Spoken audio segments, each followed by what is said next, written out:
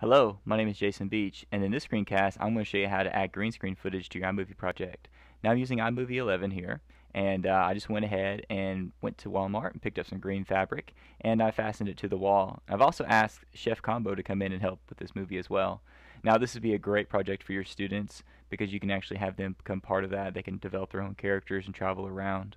As you can see, I've already got a title set up, as well as music and actions at here at the top, title actions. So I just picked up a title, and if you want to know more about that, check out some other videos on this page that show you how to actually set this up.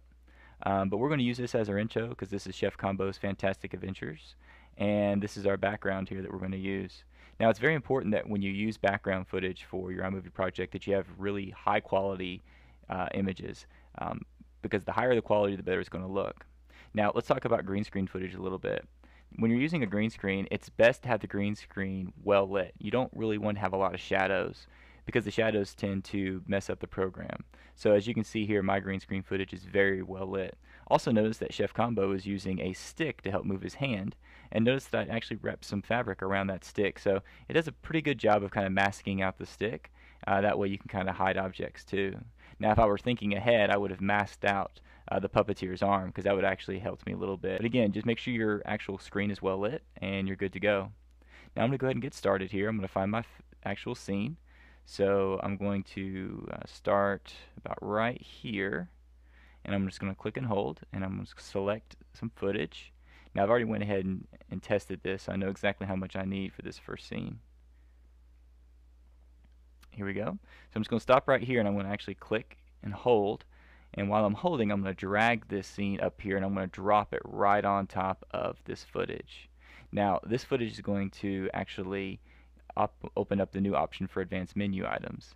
If that option is not available, if you don't see the option for green screen footage, come up to iMovie in the top left corner of the screen, check the preferences icon, and make sure you check this box that says show advanced tools.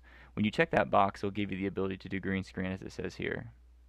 So mine's already checked, so I'm just going to go ahead and grab my footage again, drag and drop it directly on top of that background. Okay, so I'm just going to let go, and when I do that, it gives me the option to choose green screen and a couple of the other options that we've talked about before, so you can kind of look at my other videos to see what's going on there. So I'm going to choose green screen because that's what I want to key out. So here we go.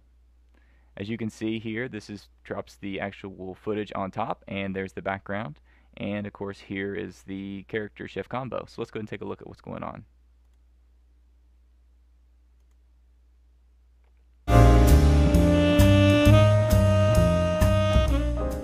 Welcome everybody, this is Chef Combo's Fantastic Adventures, episode 1.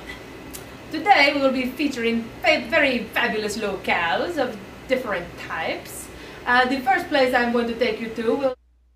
So as you can see here, I've got Chef Combo already up and running, and you can see the wand a little bit if you're looking for it. It does look a little strange. His arm does fade out a little bit, and that's because of the shadow effect. But overall, I think it looks really good, especially for having only $7 for a green screen, which is not bad at all. Okay, so I've got my actual footage up here, and I've got it matched up. Now I want to go back in later, and I want to add some of my other shots. And of course I'll normalize my volume here so that it actually doesn't sound so loud and it actually matches with the volume of my intro music. So I'm going to go ahead and do that.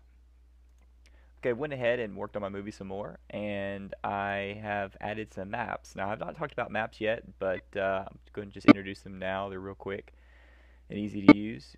Just to access the maps, you want to go over here to this icon with a little globe on it, and then just choose the map that you want to use. And then just drag and drop the map in. Now once you have the map in place in your movie, you can actually set the start and ending locations. So it's designed to kind of let your audience know that you're moving a distance. So I'll just kind of give you a preview here. Of different types. The first place I'm going to take you to will be the...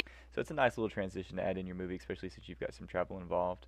Now I went ahead and pulled this video off of YouTube, and I'm just going to show you guys that you can put green screen footage on top of live action, which is a nice feature as well. Now this footage actually has music in the background, and I'm just going to let that music play while you guys watch. My beautiful city, my home. Look at the beautiful city as it goes by.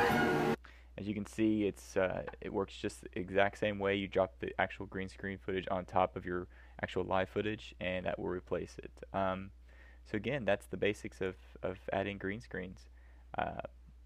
Hope you've enjoyed this video.